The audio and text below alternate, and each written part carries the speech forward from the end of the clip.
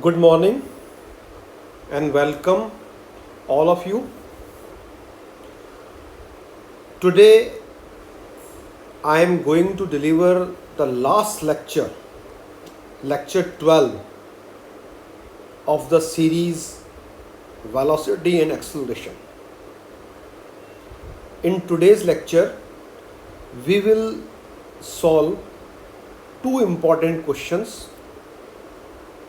These questions are asked in your examination several times, and the formulas which upon which these questions are related are the formulas of tangential and normal velocity and acceleration. यानी कि ये जो question मैं आज आपको बताने जा रहा हूँ ये टेंजेंशियल और नॉर्मल वेलोसिटी और एक्सेलरेशन के सूत्रों पर आधारित है. तो let us start reading the question. देखिए आप, ए particle moves along the path of A cycloid. तो सबसे पहले हमको इस ब्रैकेट में जो इन्फॉर्मेशन गिवन है इसको हम इंटरप्रेट करें, समझें. यहाँ पर हमको बताया जा रहा है कि एक पार्टिकल एक साइक्लॉइड के अलोंग मूव करता है. मतलब साइक्लॉइड उस पार्टिकल का पाथ है. और आपको यहाँ पर एक मिनिमम नॉलेज कुछ सर्टेन कर्व्स की होनी चाहिए जो कि स्टैंडर्ड कर्व्स होते हैं, जैसे साइक्लॉइड, कार्डियॉइड. फर्स्ट ईयर के डिफरेंशियल कैलकुलस की नॉलेज से आपको इनकी इक्वेशंस पता होनी चाहिए. नहीं तो यहाँ आपको जो इक्वेशंस बताई जाएगी या बुक्स में आपको एग्जाम्पल्स में अलग अलग कर्व्स की जो इक्वेशन मिलेगी उनको आपको मेमोराइज करना है. जैसा आप इधर देखिए, यहाँ पर इस लाइन में मैंने क्या लिखा है. इस लाइन में मैंने लिखा है कि साइक्लॉइड किसे कहते हैं या साइक्लॉइड की इक्वेशन क्या होती है. देखिए आप, ये जो इक्वेशन आपको दिख रही है नंबर 1 में, ये एक कर्व की इक्वेशन है जिसका कि नाम होता है साइक्लॉइड. हिंदी में हम इस कर्व को कहते हैं चक्रस. अब आपको एक छोटी सी बात बता देता हूँ, वैसे तो आपको पता होगी कि ये जो इक्वेशन है, इक्वेशन नंबर 1, ये कहलाती है किसी कर्व की इंट्रिंसिक इक्वेशन. मतलब अगर किसी भी कर्व की इक्वेशन एस एंड शाई पैरामीटर्स में लिखी गई है, एस एंड शाई, जहाँ एस का मतलब आर्क लेंथ और शाई का मतलब angle made by the tangent with x axis. ये बता चुके हैं आपको पहले. तो ऐसी इक्वेशन जो एस और शाई में लिखी जाती है, जैसे आप यहाँ देखिए, आपको यहाँ पर इक्वेशन में एस दिख रहा है और शाई दिख रहा है. ये दो वेरिएबल्स हैं. नॉर्मली हमको इक्वेशन में कभी एक्स वाई दिखता है, इधर देखिए यहाँ लिख रहा हूँ साइड में, तो उसको हम बोलते हैं कार्टेशियन इक्वेशन. अगर हमको इक्वेशन में आर थीटा दिखता है तो उसको हम बोलते हैं पोलर इक्वेशन. इसी प्रकार अगर इक्वेशन में मुझे एस शाई दिखता है तो उसको हम बोलते हैं इंट्रिंसिक इक्वेशन. ये देखिए, तो साइक्लॉइड की इक्वेशन जो मोस्टली यूज आती है वो इंट्रिंसिक ही होती है. तो ये बात आपको यहाँ पर लर्न करनी है. ठीक है, तो let us start reading further question. तो देखिए आप, क्वेश्चन में हम और क्या कह रहे हैं, इन सच ए मैनर. यहाँ से देखिए आप, इन सच ए मैनर का मतलब इस तरीके से चलता है. साइक्लॉइड पे तो चल रहा है, एक विशेष तरीके से चल रहा है, एक विशेष मैनर में चल रहा है. कौन सी कंडीशन फुलफिल कर रहा है ये, tangent at it rotates with constant angular velocity. ये लाइन इस क्वेश्चन की की लाइन है, tangent at it. At it का मतलब पार्टिकल पर, इट मतलब पार्टिकल. मतलब इधर देखिए, मैं आपको इसको डायग्राम में समझाता हूँ. इधर देखिए, मान लीजिए ये किसी पार्टिकल का कर्व है जिस पे पार्टिकल चल रहा है. Particle is moving along this curve. अब मान लीजिए पार्टिकल यहाँ पर है किसी इंस्टेंट पर, और ये आपकी एक्स एक्सिस है. तो इस पॉइंट पर हमने टेंजेंट ड्रॉ की, ये क्या कहलाएगी, tangent to the curve at P, या हम इसको ये भी कह सकते हैं tangent to the curve at the particle, क्योंकि पी मतलब पार्टिकल, और इसी एंगल को हम बोलते हैं शाई। फिर देखिए माना पार्टिकल थोड़ी देर बाद यहाँ आ गया, फिर हमने यहाँ टेंजेंट ड्रॉ की, ठीक है, फिर ये टेंजेंट कोई ना कोई सर्टेन एंगल बनाएगी। सपोज मैं थोड़ा सा इस कर्व डायग्राम को थोड़ा सा चेंज कर देता हूँ, ऐसे मान लीजिए, ठीक है।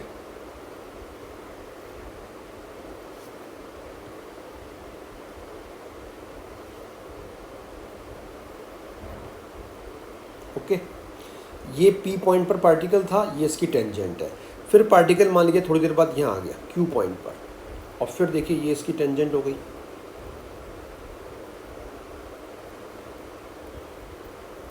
तो हम कौन सी बात नोट कर रहे हैं, जैसे जैसे पार्टिकल आगे चल रहा है इसकी टेंजेंट चेंज हो रही है, टेंजेंट चेंज हो रही है तो ये एंगल शाई भी चेंज हो रहा है। देखिए यहाँ पर लिखा मैंने इन दोनों को शाई है, पर दोनों शाई डिफरेंट है। तो अब क्वेश्चन की वो इंपॉर्टेंट लाइन से क्या मतलब है जो हमने ब्रैकेट में मार्क की है, टेंजेंट एट इट, मतलब पार्टिकल पर खींची गई tangent rotates with constant angular velocity. इसका मतलब ये हुआ कि जैसे जैसे पार्टिकल आगे चल रहा है इसका शाई चेंज हो रहा है, पर शाई के चेंज होने की जो रेट है इसी को हम बोलेंगे D psi by d T, या इसको हम बोल सकते हैं angular velocity of the tangent. मतलब जब कभी भी किसी भी क्वेश्चन में देखिए दो शब्द है, एक तो हम बोलते हैं simple angular velocity, angular velocity बोले या angular velocity of the particle बोले, तो इसका तो मीनिंग आपको निकालना है D theta by d T. देखिए कन्फ्यूज़न है, मैं इस कन्फ्यूज़न को दूर कर रहा हूँ। और अगर किसी क्वेश्चन में एंगुलर वेलोसिटी के बाद लिखा हो angular velocity of the tangent, तो फिर आपको D psi by d T formula use करना है। यानी दो वर्ड है, एक तो सिंपल एंगुलर वेलोसिटी और एक angular velocity of the tangent. तो सिंपल एंगुलर वेलोसिटी के लिए फॉर्मूला यूज़ होगा D theta by d T, और अगर एंगुलर वेलोसिटी शब्द के बाद ऑफ द टेंजेंट या टेंजेंट का जिक्र हो तो फॉर्मूला यूज़ होगा D psi by d T. तो इस क्वेश्चन में हमको एंगुलर वेलोसिटी के बाद देखिए टेंजेंट का जिक्र है, क्योंकि यहाँ पर हम कह रहे हैं टेंजेंट एट इट, टेंजेंट जो रोटेट हो रही है, इसका मतलब टेंजेंट के घूमने की दर या टेंजेंट की एंगुलर वेलोसिटी वो कांस्टेंट है। मतलब हमको D psi by d T देखिए आप कांस्टेंट गिवन है, ये इस क्वेश्चन की मेन बात है।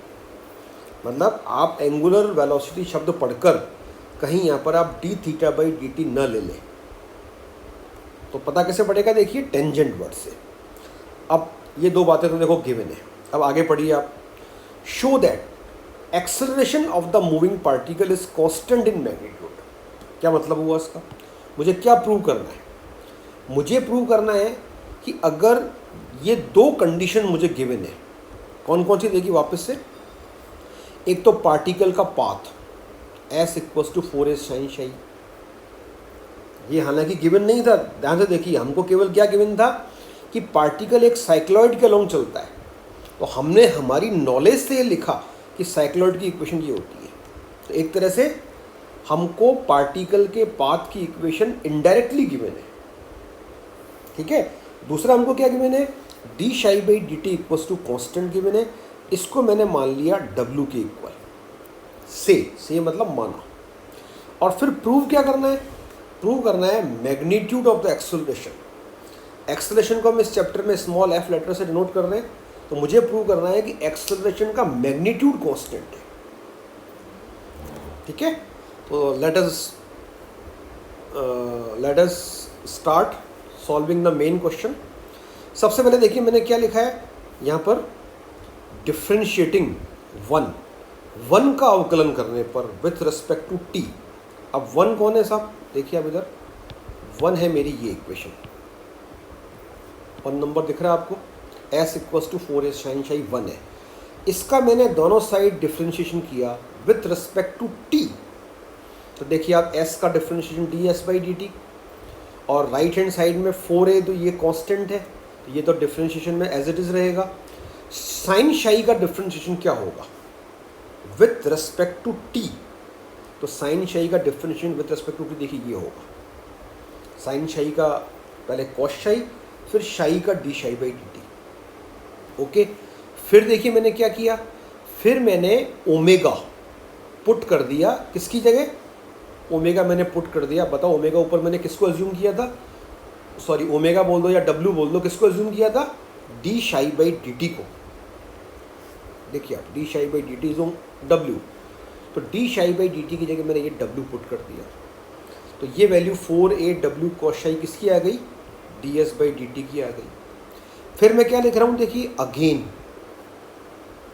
Differentiating with respect to t, यानी कि अब जो मेरे पास जस्ट इक्वेशन आई, कौन सी इक्वेशन आई मेरे पास, जस्ट ये वाली, ds/dt बराबर 4a w cos शाई, इसका मैंने फिर से अवकलन कर दिया t के सापेक्ष।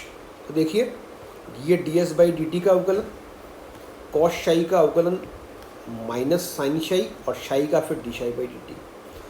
वापस से d/dt की जगह मैंने ओमेगा पुट कर दिया, इसकी वैल्यू ओमेगा है, तो ओमेगा और ये ओमेगा, ये दोनों ओमेगा मल्टीप्लाई होकर हो गए ओमेगा स्क्वायर। तो एक्चुअली मैंने यहाँ पर क्या फाइंड किया, मैंने यहाँ पर वैल्यू फाइंड करी किसकी, d2s/dt स्क्वायर की। देखिए आप ये वैल्यू किसकी आ गई, ये वैल्यू इसकी आई है साहब, d2s/dt स्क्वायर, और ये और कुछ नहीं बल्कि टेंजेंशियल एक्सेलरेशन का फॉर्मूला होता है। तो मैंने फाइंड कर दिया टेंजेंशियल एक्सेलरेशन का मान, ये रहा। फिर मैं फाइंड करने जा रहा हूँ नॉर्मल एक्सेलरेशन।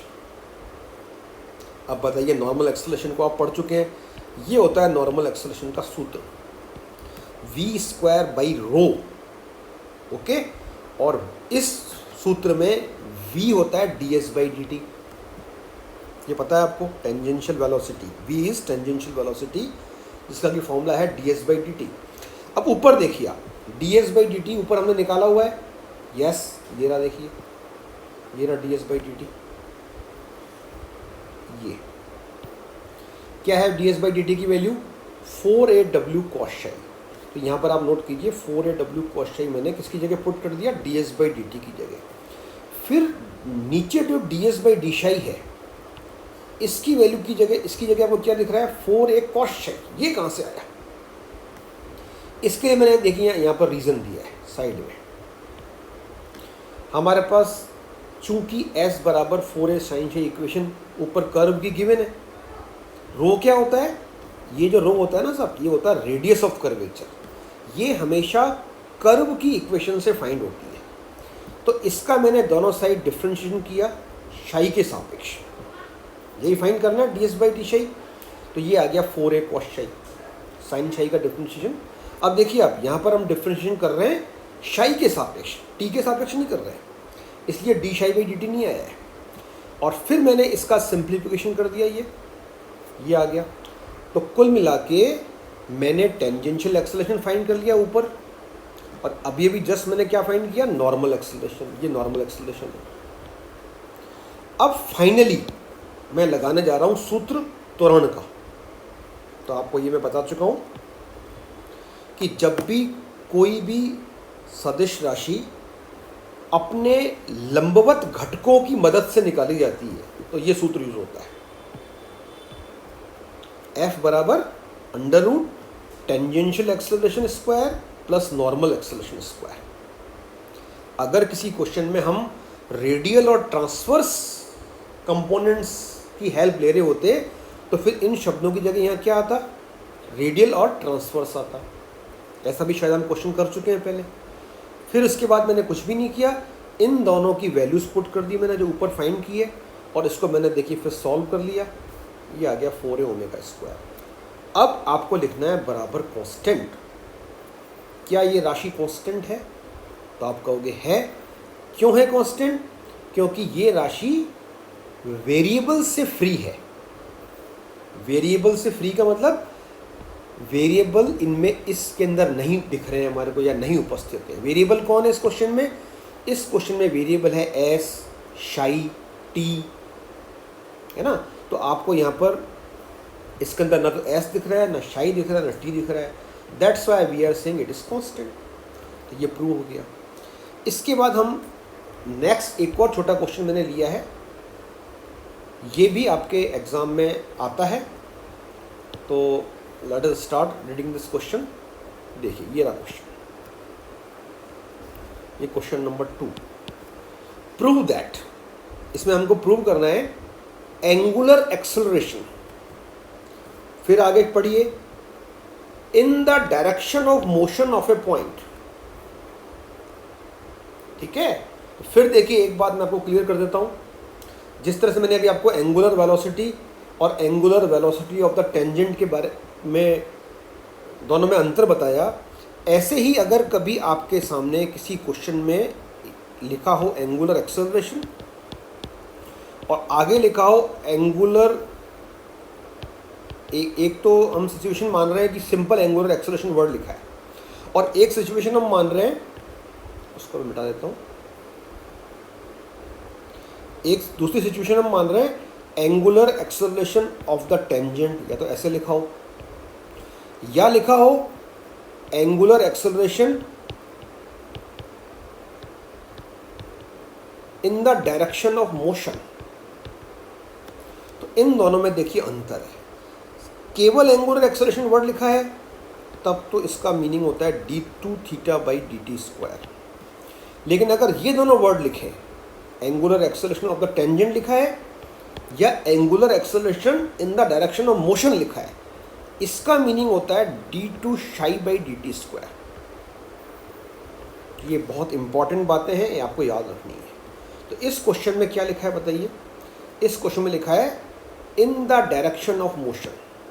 इसका मतलब angular acceleration in the direction of motion d2 psi by dt square का जिक्र है।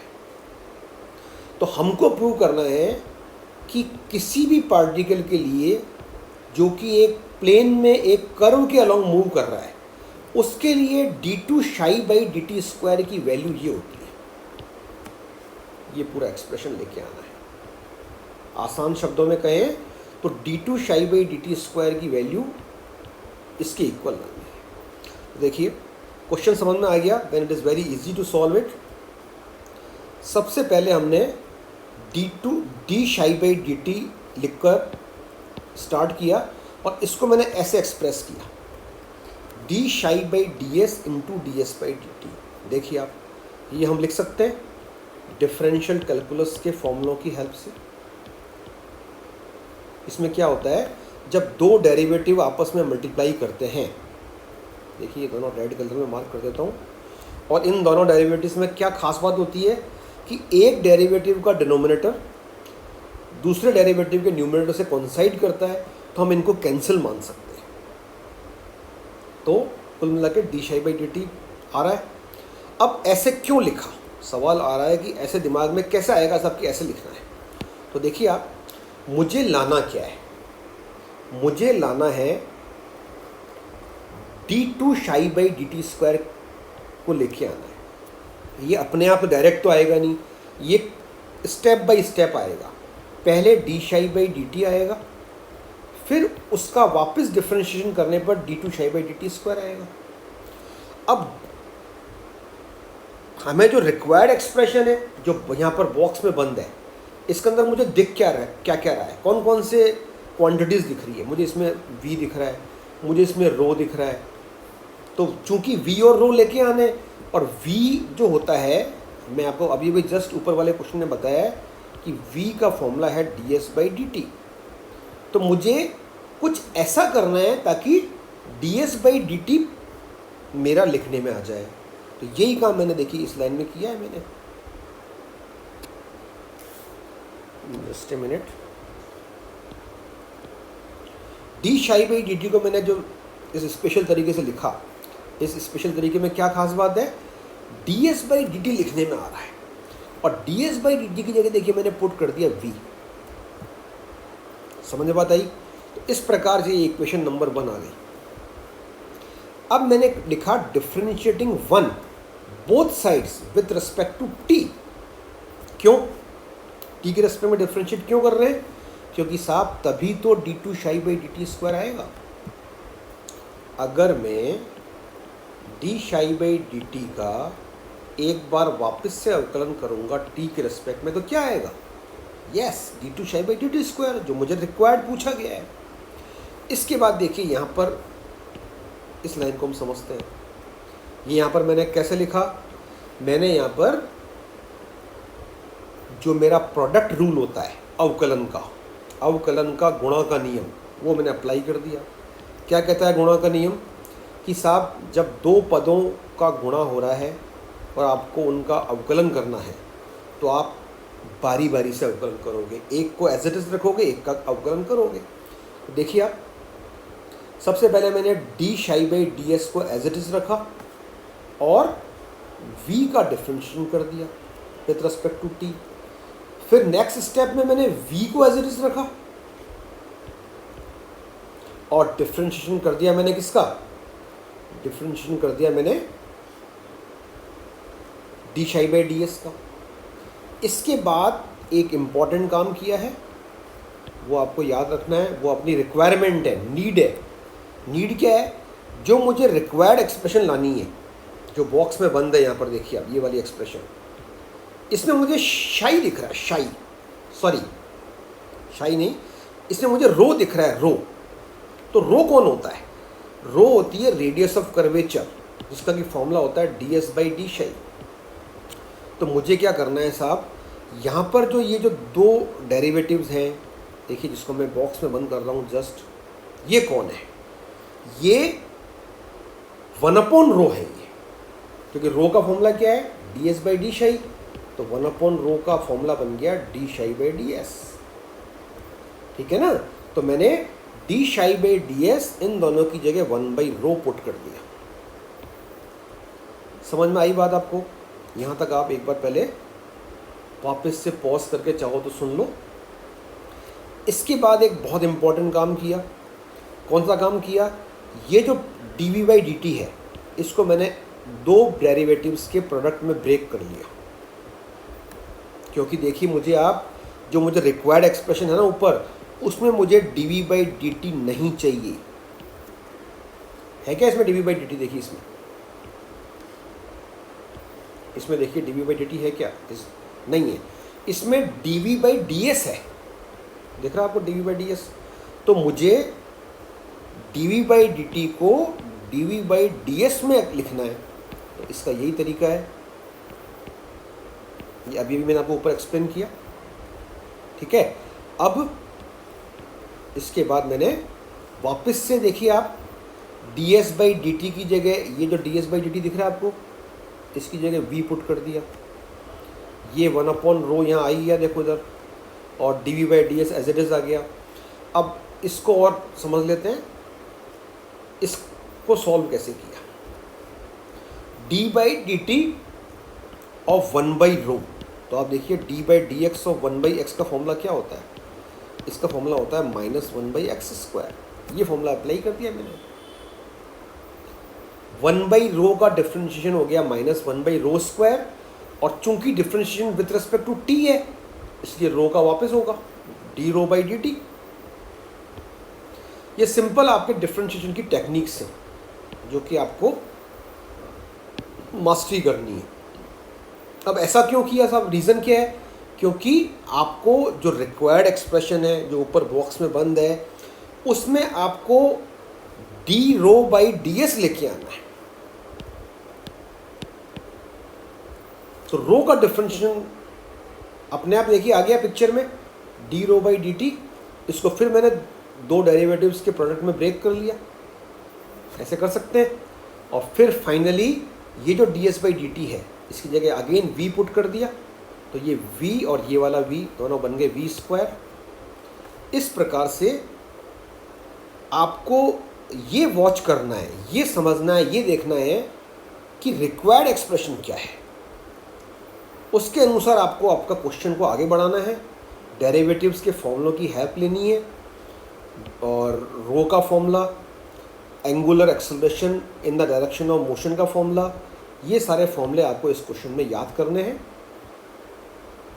तो आई होप ये आपको क्वेश्चन समझ में आया होगा। ये क्वेश्चन भी आपके एग्ज़ाम्स में पूछा गया है, इम्पॉर्टेंट क्वेश्चन है। सो आई हैव टोल्ड यू। अब आपको इस चैप्टर को प्रिपेयर करना है। जब भी हम ऑफलाइन क्लासेस में मिलेंगे तो इस क्वेश्चन का एक क्लास टेस्ट होगा आपका, इस चैप्टर का, सॉरी। तो आपको इस चैप्टर के जितने भी क्वेश्चन मैंने कराए हैं उसके साथ साथ जो भी आपकी बुक्स के क्वेश्चन हैं वो सारे आपको सॉल्व करने हैं, ठीक है। तो this chapter is finished from my side. Now you have to mastery on this chapter, okay. अगले लेक्चर में हम नया चैप्टर स्टार्ट करेंगे। Thank you very much.